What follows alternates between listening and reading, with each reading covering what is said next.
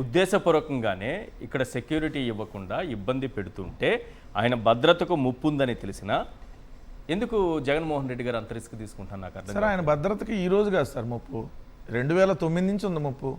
లేనిది ఎప్పుడు ఆయన అసలు భౌతికంగా లేకుండా చేయాలని 2009 నుంచి అనేక ప్రయత్నాలు జరిగినాయి. రాజశేఖర రెడ్డి గారు చనిపోయిన తర్వాత ఆయన ఎప్పుడైతే ఓదార్పు యాత్ర స్టార్ట్ చేశాడో ఆ ఓదార్పు యాత్ర స్టార్ట్ చేసినప్పటి నుంచే జగన్మోహన్ రెడ్డి గారు జనాల్లోకి వెళ్ళకూడదని చెప్పి ఆంక్షలతోనే కదా జగన్మోహన్ రెడ్డి గారు అసలు బయటకు వచ్చింది. అసలు రాజకీయ ప్రస్థానం స్టార్ట్ చేసింది అక్కడ జనాలకి జగన్మోహన్ రెడ్డి గారికి లింకు తెగ్గొట్టాలని ప్రయత్నించినప్పుడే జగన్మోహన్ రెడ్డి గారు ఓదార్పు యాత్ర కాంగ్రెస్ పార్టీకి రాజీనామా చేసి నేను ఓదార్పు వెళ్తున్నా, నా వైపు ఉన్న రెండు దారులు, ఒకటి తండ్రి శవం సాక్షిగా అంటే తండ్రి చనిపోయినటువంటి నల్లకాలువ సాక్షిగా ఇచ్చినటువంటి మాట వైపు నిలబెట్టడం, లేదంటే ఆ మాట తప్పటం. ఆయన ఆ రోజు ఆ మాట వైపు నిలబడ్డాడు. ఆయన చెప్పాడు క్లియర్గా, నాతో పాటు వస్తే కష్టాలు ఉంటాయి, నా మీద కేసులు పెడతారు, సో నన్ను రకరకాలుగా వేధిస్తారు, సో నాకు నా ప్రాణహాని కూడా ఉంటుంది, అయినా కూడా నేను జనం కోసం ఇచ్చినటువంటి మాట కోసం అంటే రాజశేఖర రెడ్డి గారు చనిపోయినటువంటి ఆ కుటుంబాలని ఏదైతే రాజశేఖర రెడ్డి గారి కోసం చనిపోయినటువంటి ఆ కుటుంబాలను ఓదార్చడం కోసం నేను వెళ్తానని చెప్పే కదా ఆయన ప్రస్థానం స్టార్ట్ అయింది అక్కడి నుంచి.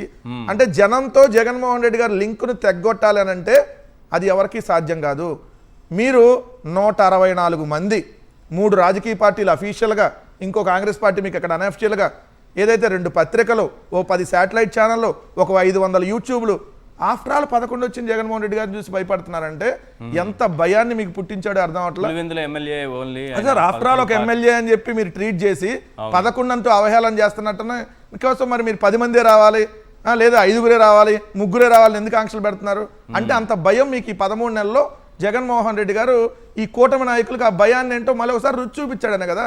నేను జనంలోకి వస్తే ఎలా జన సునామీ ఉంటుందో ఆ జన సునామీలో మీరు కొట్టుకొని పోతారని ఆల్రెడీ ఇంటిస్తున్నాడు కాబట్టి జనం రాకూడదు అంటే ఏం చేయాలి, ఎక్కడికాక ఆంక్షలు విధించాలి, కేసులు పెట్టాలి, కేసులు పెట్టేస్తే జనం రాకుండా ఉంటారు. ఇప్పుడు ఏంది వాళ్ళు కేసు పెట్టారు సార్, రాకుండా ఉంటారు కదా కొంతమంది అన్న. రేపు ఇంకో కొంతమంది 2700 మంది మన నోటీసులు ఇచ్చారు చిత్తూరు జిల్లా బంగారుపాలెం అంటే ఏంది, నోటీసులు ఇచ్చారంటే మీరు వెళ్ళకూడదనే కదా. సో వాళ్ళు వెళ్ళారనుకోండి వాళ్ళ మీద కేసులు పెడతారు కదా. అంటే అలా వేలాది మందిని నిరోధించాలి, వేలాది మందిని నియంత్రించాలి రాకుండా. దాని ద్వారా ఇదిగో జగన్ గారికి జనాలకి కనెక్షన్ ఏదో కట్ చేయాలని. కానీ జగన్మోహన్ రెడ్డి గారు ఒకటే బలంగా నమ్ముతాడు సార్, పైన దేవుడు ఆశీస్సులు, కింద ప్రజల ఆశీస్సులు, ఆయన ఎప్పుడు చెప్పేటటువంటి మాటే. సో దాన్ని జనాలని దగ్గరకు ఆయన వెళ్ళాలని ఆపితే ఖచ్చితంగా అంతకు ప్రతిస్పందనగా వైఎస్ఆర్ కాంగ్రెస్ పార్టీ వాళ్ళు ఎక్కడి నుంచైనా అంటే ఈ రాష్ట్రంలో నలుమూలల నుంచి జగన్మోహన్ రెడ్డి గారికి మద్దతుగా వస్తారు. ఇప్పుడు కేవలం ఆ జిల్లా నియోజకవర్గం వాళ్ళే వస్తున్నారు. మీరు ఇలా నియంత్రించాలని చూస్తే పక్క జిల్లా నుంచి కూడా వస్తారు రేపు పొద్దున. అప్పుడు దాన్ని చూసి తట్టుకునేటటువంటి శక్తి మీకుంటే ఆపండి. ఓపెన్ గానే సవాల్ విసురుతున్నాం, కేసులా పెట్టుకోండి అయ్యా. ఏం చేస్తారు కేసులు పెడితే 14 రోజులు రిమాండ్ చేస్తారా, కాదు ఇంకో 14 రోజుల తర్వాత మళ్ళీ వస్తాం, మళ్ళీ పోతాం మీటింగ్కి, మళ్ళీ వెళ్తాం జగన్మోహన్ రెడ్డి గారు అంట. ఇది రోజు జగన్మోహన్ రెడ్డి గారి అభిమానులు క్లియర్ గా చెప్తుంది.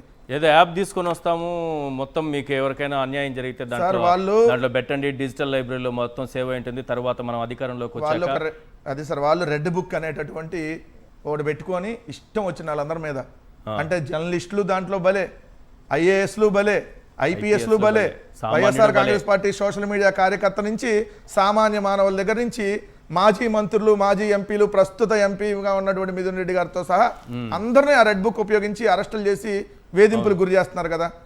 సో రేపొద్దున మీరు పాత ట్రెండ్లో ఉన్నారు. పాత ట్రెండ్ అంటే పుస్తకంలో రాసుకోవడం, ఈ పుస్తకం తర్వాత తీసేస్తే పోతుంది. కానీ ఇప్పుడు డేటా డిజిటల్ వచ్చిన తర్వాత డేటాని మేము జాగ్రత్తగా ఎప్పుడు కావాలంటే అప్పుడు ఎవరికి కావాలంటే అదంతా కనపడతా ఉంటుంది. సో ఆ డిజిటల్లో మేము రాస్తున్నాం. రేపు పొద్దున మీరు చెరిపేయాలంటే అది చెరగదు, పుస్తకం అంటే తీసేస్తే పోద్దేమో దాన్ని. సో పుస్తకంలో మ్యాటర్ చించేస్తే పేజీలు చినిగిపోతాయేమో. సో మా డిజిటల్ యాప్లో చెరగదు, అంతకు ప్రతి ఇంతగా ఎలా ఉంటుందో మీరు చూస్తారు. జగన్మోహన్ రెడ్డి గారికి ఒక ట్యాగ్ లైన్ ఉంది, మాట ఇచ్చాడంటే ఆ మాట తప్పడు అని చెప్పి, చెప్పాడంటే చేస్తాడంటే అనే ట్యాగ్ లైన్ ఉంది. మళ్ళీ చెప్తా ఉన్నాం, 7 సముద్రాలు అవతలున్నా కూడా ఖచ్చితంగా తీసుకొని వస్తామని జగన్మోహన్ రెడ్డి గారు ఏదైతే చెప్పారో ఆయన చెప్పాడంటే ఖచ్చితంగా చేస్తాడు. 2019లో చెప్పినటువంటి ప్రతి ఒక్క హామీని తూచా తప్పకుండా ఎలా అమలు చేశారో ఇది కూడా ఒక హామీ అనుకోండి, కొత్త హామీ. ఏది డిజిటల్ బుక్ లో రాసుకుంటాం అనేది ఒక కొత్త హామీ. సో జగన్మోహన్ రెడ్డి గారు హామీ ఇచ్చాడంటే ఖచ్చితంగా నెరవేరుస్తాడు కదా. రేపు పొద్దున ఎవరిని కూడా వదిలేటటువంటి ప్రసక్తి లేదు. అది పోలీస్ అధికార మళ్ళీ నవరత్నాలే అయినా ఇప్పుడు దశరత్నాలు అవుతాయా? నవరత్నాలు కాదు సార్, నవరత్నాలతో పాటు మేము అనేక పథకాలు ఏదైతే ఇంప్లిమెంట్ చేసామో రేపు 2029 ఎన్నికల్లో సరికొత్త పథకాన్ని ప్రజలకు ఇచ్చేటటువంటి సంక్షేమ పథకాలు, అభివృద్ధి పథకాలు కాకుండా వైఎస్ఆర్ కాంగ్రెస్ పార్టీ కార్యకర్తల కోసం ఎవరైతే వైఎస్ఆర్ కాంగ్రెస్ పార్టీకి మద్దతు తెలిపిన వాళ్ళని వేధించారో ఆ వేధించినటువంటి వాళ్ళ కోసం ఒక కొత్త పథకాన్ని తెస్తున్నాం. అదే వైఎస్ఆర్ డిజిటల్ యాప్లో ఖచ్చితంగా రేపొద్దున అన్ని రాసుకొని ఎవరికి ఏం చేయాలో అది మాత్రం న్యాయబద్ధంగానే చేస్తాం, లీగల్గానే చేస్తాం సార్, లీగల్గానే చేస్తాం. న్యాయబద్ధంగా లీగల్గా వెళ్తే మీరు అందరి మీద న్యాయబద్ధంగానే లీగల్గానే వెళ్తాం. వాళ్ళు ఎలా ఏదైతే కేసులు పెట్టారో తప్పుడు కేసులు, దానికి సరైన కేసుల రూపంలో లీగల్గా పెట్టే వాళ్ళు ఒకళ్ళ మీద పెడితే దాన్ని ఏ విధంగా మేము పెట్టాలి, మీరు చేసిందేంటి, ఇంకా చేస్తుందేంటి, మీరు ప్రారంభించారు, దీనికి ఎండ్ మాత్రం మేము ముగిస్తాం. ఇది ఖచ్చితంగా జరిగింది.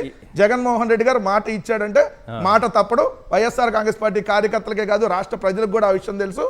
ఇది మాట ఇచ్చాడు, మరొక మాట, ఈ మాటను కూడా ఖచ్చితంగా నెరవేర్చి తీరుతాం. రైట్.